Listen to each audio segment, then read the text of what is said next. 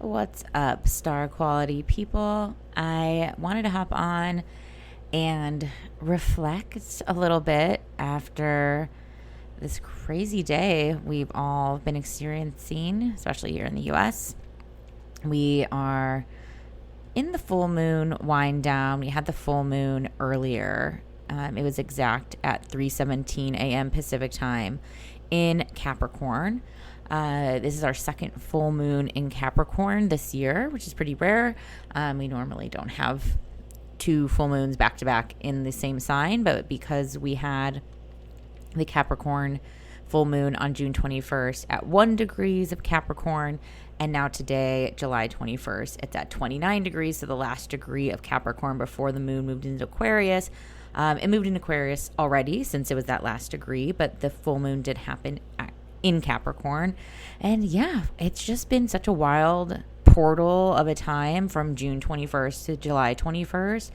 I feel like I myself have like just lived so many different timelines all at once, and I'm curious how it's been feeling for all of you out there listening, and if there's been any revelations in terms of your connection to Capricorn thing. So maybe you're not familiar with Capricorn as a sign.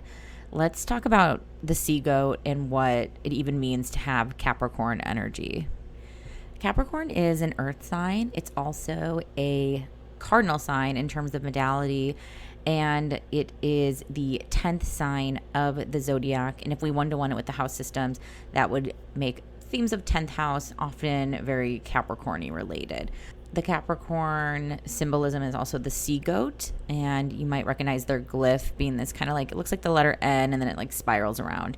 The sea goat, I really love this for Capricorn because it does bring in this mythical nature to Capricorn that I don't think they get enough of. I think Capricorns have a really rich inner world, and when they're in touch with their rich inner world, it's when they really make such a powerful impact in the outer world. And that's why we know them so much as these doers, accomplishers. They get a lot of stereotypes in terms of symbolism with like being a boss and being in charge. And I do think Capricorn energy has a natural leadership, but leadership that can be just how they do things. People see that and they want to emulate it. But what I really like about the sea goat is you have this like wet goat, this goat with a mermaid's tail, right? And it's wet, and it's also Capricorns are like ascenders at the highest peak. So there's this idea that this wet mermaid goat can climb mountains, can do anything. And I think that's the symbolism I really love about Capricorn is even if they are wet and with a tail, they're going to climb the fucking mountain, and they're going to do the things that they set out and said they were going to do. So when we have a full moon in Capricorn, and Capricorn is symbolizing the things we want to accomplish, and then full moons are about what we release, there is this invitation to redefine the goals, reset the markers of success, and really take a look back at how far you've come and see if that is where you also want to continue nurturing and putting the energy into. So we'll always have a full moon in the opposite sign of the sun sign. So Capricorn's opposite sign is Cancer. So every Cancer season, we will have a Capricorn full moon. This time around, we have two. And Cancer, on the flip side, is representing our home, our sanctuary, our deep internal homey sort of vibes, where Capricorn is often reflecting our outer drive. So this past month has been a real check engine light on what it is that we need in both inside and outside, what we need in our home base so that we can be the best version of ourselves to accomplish the dreams we want to go do out in the waking world. For a lot of people, they're seeing that they have to make some really necessary adjustments, whether that's moving, whether that's adjusting the company you keep, whether it is, maybe doing a pivot or an edit on like your offerings or your style or how it is that you want to present the material of your work. This is just real hard and fact numbers that we have to look at of like what's working, what's not, taking the inventory, taking a hard look at the things that we are contributing to in our lives and if it's worth the contribution. I think too, with Capricorn being a earthy, grounded cardinal, which is instigating, maybe not instigating, self-starting. It can instigate, but I think it's just so wild with the news. I mean, I've been seeing every astrologer, posting about this Capricorn full moon, and now we just had Biden step out of the presidential race for 2024, and he has endorsed Kamala Harris, his current VP. And yeah, I mean, this full moon is conjunct with Pluto.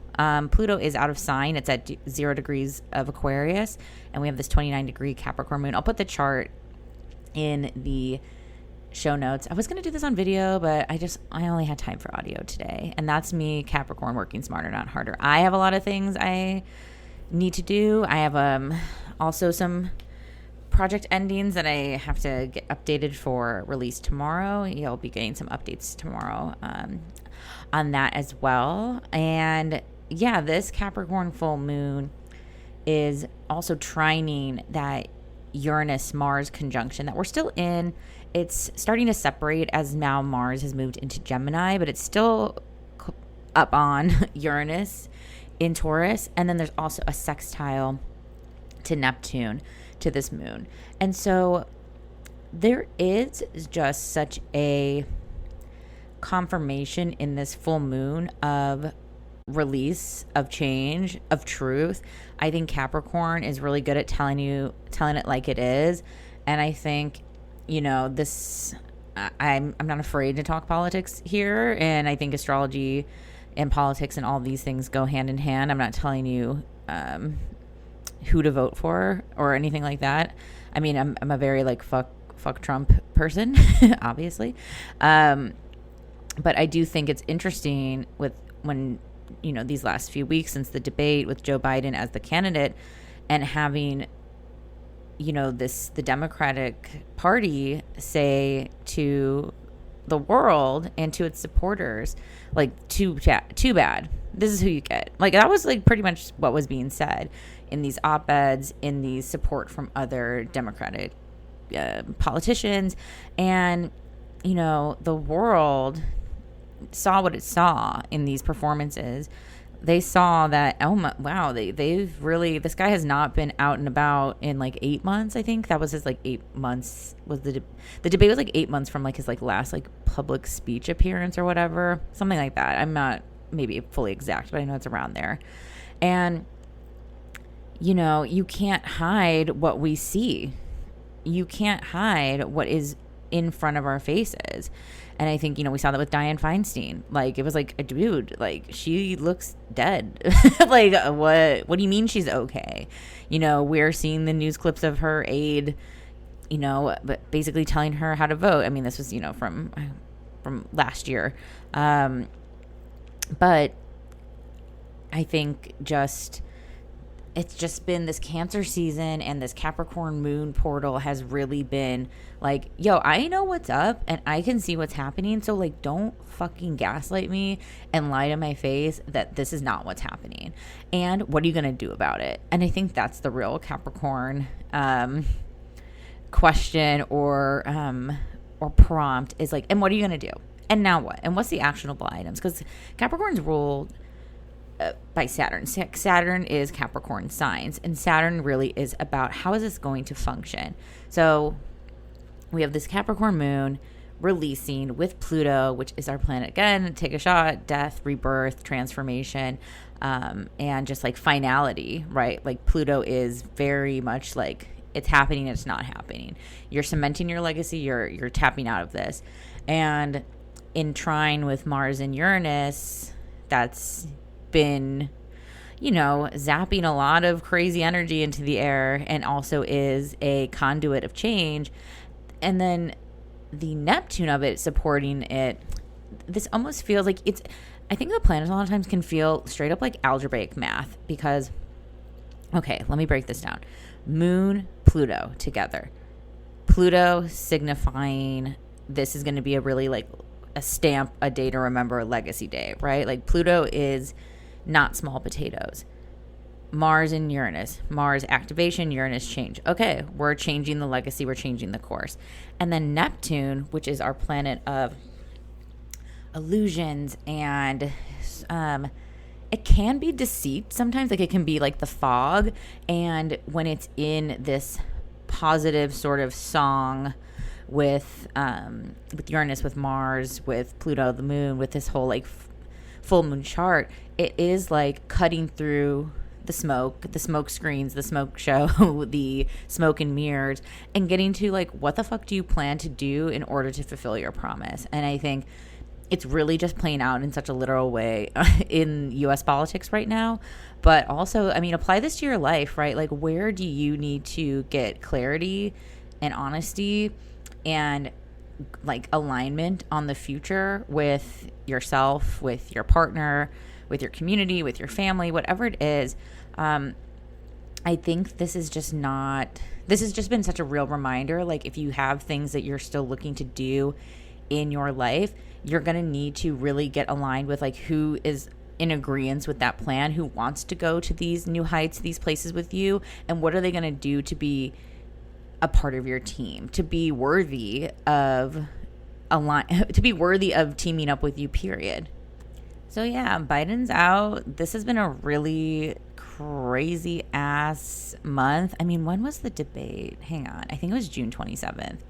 Yep. So, okay. Let me break it down. June 21st, first Capricorn full moon. June 27th, the debate, right? Which was like, that was, I mean, I was talking to my husband, Pablo. He was a history major. He's a writer, researcher, super smart. Love this man. Love his brain. Love his body. Love his brain. And you know, he was saying like that was probably the most important presidential debate in all of history, because look at the result of what happened. We have a candidate who was like truly going to be the nom taken out by his display of self on a very public stage. Then in between, after the debate and in between these full moons, we had the Cancer new moon. You might have heard my episode when I was posting live from the lagoon.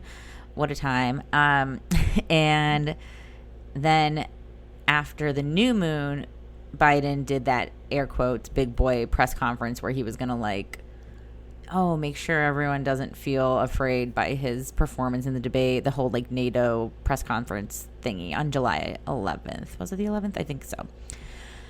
And that didn't go well, right? Like that was also then back to the public stage, back to like, how are you making us feel in our homes as you're out here in this public world?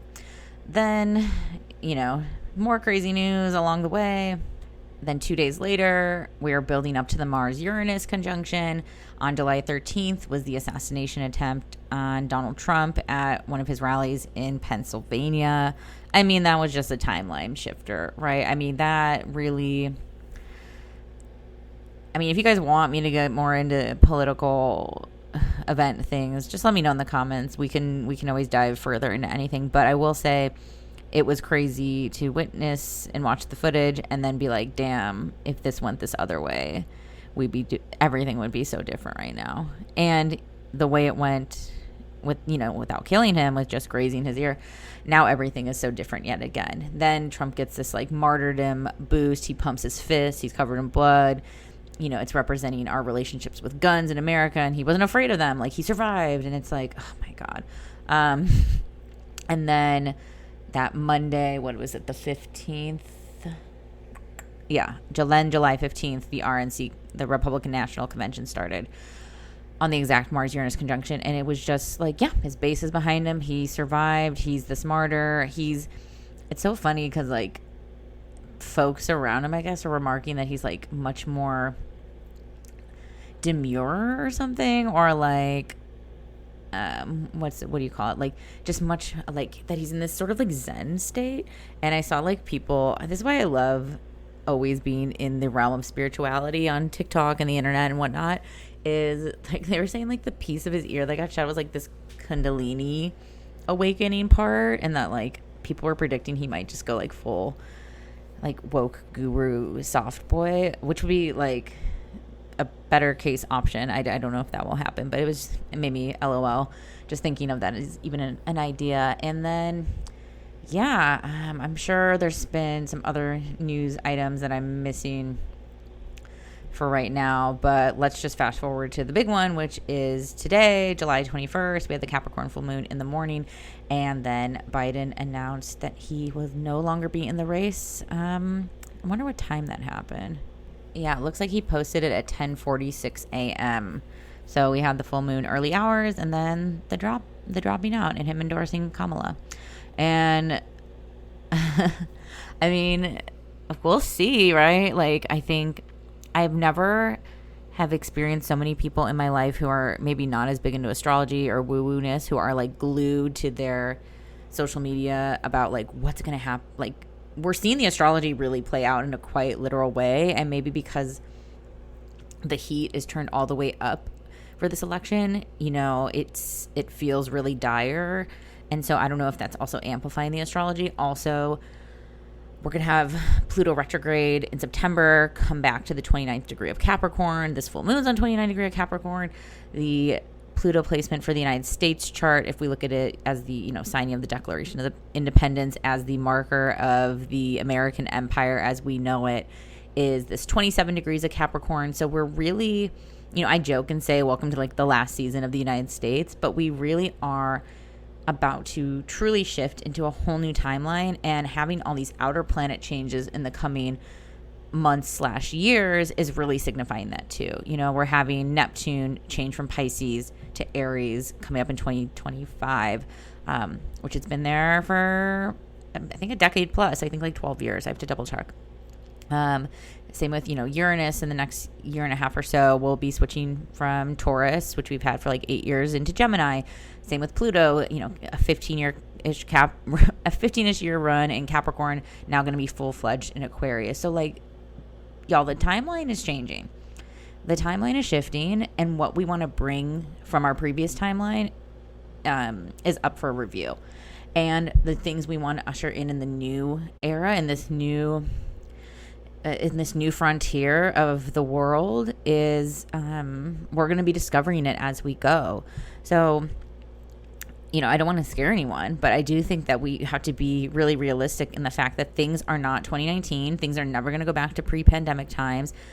Even just how we play the games have switched, right? Like, my teenage ass would have never imagined that politics would have gotten to this level in my life, but they have. And let me get into some Kamala coconut tree quote stuff, because obsessed. But before I do, let me reference back to that first full moon, because I haven't really shared maybe what was going on then on June 21st in the context of all, which, you know, in the context of the aspects. So we had the sun and Venus on that full moon on June 21st conjunct. So our conscious self and our alignment of our values, of course, always with a full moon in opposition to the moon. But then that moon was squaring Neptune. Okay, and I mentioned Neptune earlier, right? So in the second full moon chart of July 21st, so flash forward a month later, Neptune is then sextiling the moon. So we went from the first full moon having this square because of the degrees. Like, Neptune is at 29 degrees Pisces. So at that earlier degree Capricorn moon, it was making a square.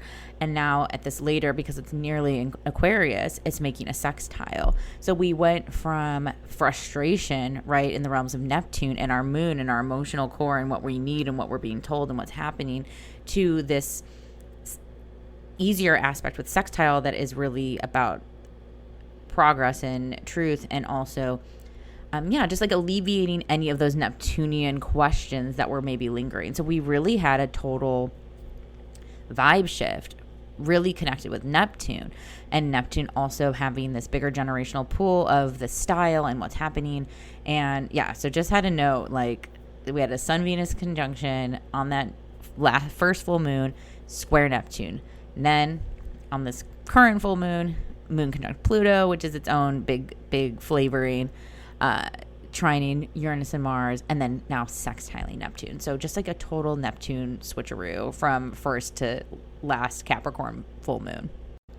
Let's talk about this quote that has really been at the forefront of Kamala's online presence, and probably will be with her campaign if they're smart, because it's definitely like appealing to more people. And maybe it's because of the very spiritual nature to this quote, or that it has a very esoteric energy, is her classic, you think, let me get the exact quote so I don't butcher it.